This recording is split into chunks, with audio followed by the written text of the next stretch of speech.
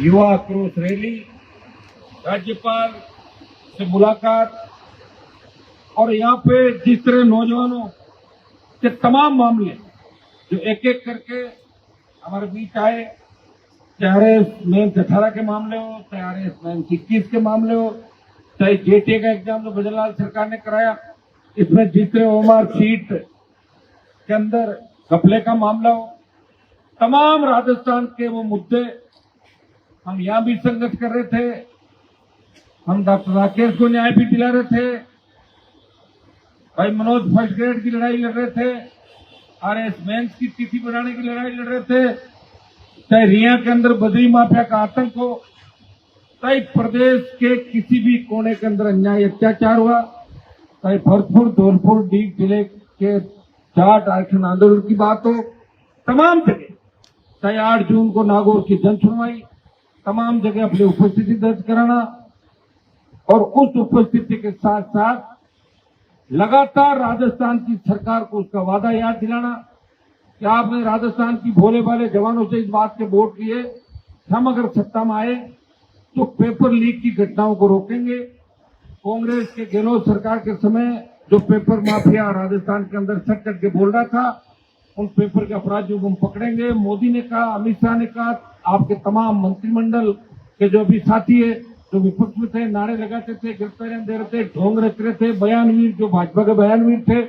लेकिन आप अपने वादे से मुकर के राजस्थान के बड़े बड़े जवानों से, किसानों से आपने वोट लिया, सरकार बनाई और 2 साल के लगभग भजनलाल जी आपको हो गया। दुर्भाग्य से ऐसी सरकार हमने पहली बार देखी है जहां न पक्ष है ना विपक्ष। विपक्ष सो गया और पक्ष मौज कर रहा है। अगर कोई लड़ाई लड़ रहा है, राष्ट्रीय लोकतांत्रिक पार्टी का सांसद लड़ाई लड़ रहा है, जिसका एक विधायक भी राजस्थान के अंदर नहीं है, फिर भी वो अपने किसानों के लिए, जवानों के लिए सड़क से लेकर सदन तक लड़ाई लड़ रहा है। भाइयों, अगर आरएनपी को 10 विधायक ही मिल जाते तो मजाल थी कि इस तरह के कानून राजस्थान के अंदर पास होते। किस तरह देश के अंदर जब किसानों को आवश्यकता पड़ी कृषि बिल के मामले में, सत्ता छोड़ के सड़क पर आए, अग्निवीर का जो आंदोलन था उसकी अगुवाई करी, तमाम माफिया के खिलाफ लड़ाई लड़ी और बजरी माफिया के खिलाफ जो राजस्थान में लड़ाई लड़ी, आज बजरी को सस्ती राजस्थान में अगर किसी ने कराया, बजरी माफिया फिर 300 करोड़ की पेनल्टी लगाई और पेनल्टी लगेगी और मान बेनीवाल के संघर्ष का परिणाम है। लेकिन राजस्थान की जनता उसमें भूल गई, तब तकलीफ तो थी, कौन था, और जब अच्छा समय आ गया तो वोट कांग्रेस बीजेपी को डाल दिया और राष्ट्रीय लोकतांत्रिक पार्टी को हरा दिया।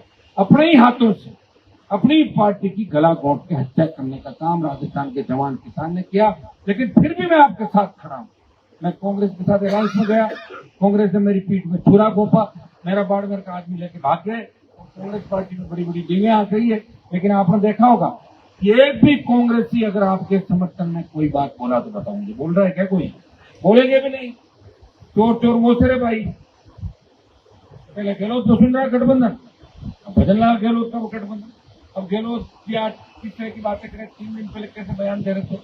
हाँ, ये सही है कि सचिन पायलट अशोक गहलोत के पास जाके सरेंडर हो गए और उसके बाद अशोक गहलोत वापस सपने लेने लगे कि वो चौथी बार मुख्यमंत्री बनेगा।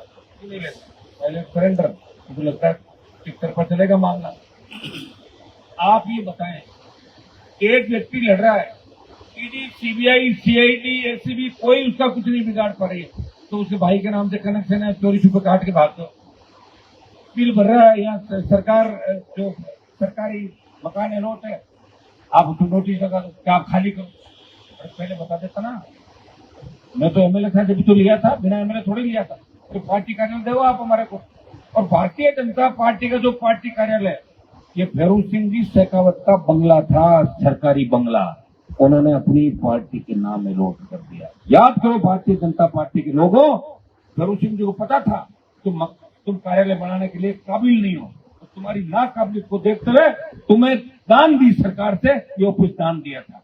हम तो दान भी नहीं मांग रहे, हम तो कह रहे हैं कि हमें किराए दे दो, अलॉट कर दो, हम किराया दे देंगे उसका। और पॉलिटिकल पार्टियों को किराए मिलते हैं हमेशा, जो भी राजनीतिक पार्टियां होती है उनके दफ्तर होते हैं, इससे पहले भी दफ्तर हुआ करते। लेकिन दुर्भाग्य थे, एक व्यक्ति इन चीजों की परवाह नहीं करता। ये पूरा राजस्थान मेरा, ये सड़कें मेरी है, जहां चार रूम है, कौन सा बंगलों में आराम करने वाला आदमी? मेरे बच्चे तो यहाँ रहते ही नहीं है, मेरे बच्चे तो नागपुर के, पता था इस जंग होगी, लड़ाई हो। और मेरे पास, मैंने जयपुर में जमीनें नहीं बनाई, मैंने फार्म हाउस नहीं बनाए, अगर ऐसा आराम करता सत्ता में रहता तो मैं फिर यहाँ सड़क पर थोड़ी रहता।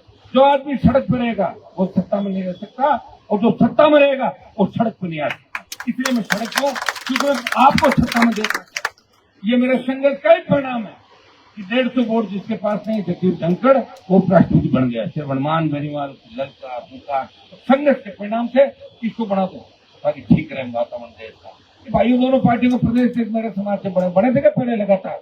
हनुमान बेनीवाल ने लड़ाई लड़ी, फायदा समाज को मिला, दलित को मिला, शोषित को मिला, पीड़ित को मिला। हाँ, मुझे आप लगातार जीता रहे, इसमें कोई दो राय नहीं, लेकिन अगर आप क्यों की सीट इस बार जिता देते और गजेंद्र सिंह ने जो मूठ करी होती कि मेरी मूठ मुंडवा दूंगा, अगर जिता देते उसकी मूठ मुंडवा देता और आज ये दिन आपको देखना नहीं पड़ते। ये ऐसा ही भर्तियां विरुद्ध हो जाएगी, पता नहीं क्या क्या हो जाता। लेकिन जब दिल्ली वालों को लगा कि हनुमान जी की ताकत तो कमजोर होगी तो खींवसर में चुनाव हार गए। वोट मेरा बड़ा था, घटा नहीं, लेकिन कांग्रेस बीजेपी ने मिलकर जो हमला किया उसमें हमारे लोग समझदार नहीं हुए। 1 लाख वोट हमारे और 65,000 शेड्यूल कास्ट, 15,000 मुस्लिम, 2 लाख वोट बीजेपी के विरोध के और 86,000 वोट बीजेपी के। 2 लाख वोटों को 86,000 वोटों ने खींवसर के अंदर हराया। मेड़ता वाले ना समझ निकले, पहले मुझे मार दिया मेड़ता के लोगों ने, इसको टिकट दो, इसको दो, आपस में झगड़े कराए। फिर भोपालगढ़ हाथ से गया और मेड़ता की जो लड़ाई है वो खींवसर में मेरे घर में डाल दिया आपने लाके, और मुझे भी सही कर दिया, समझे नहीं कर दिया। अभी इस बात में विचार करो। जो जिन चीजों को मैं हमेशा आपको कहता कि मेड़ता के जो नौजवान है वो भावुक ज्यादा है।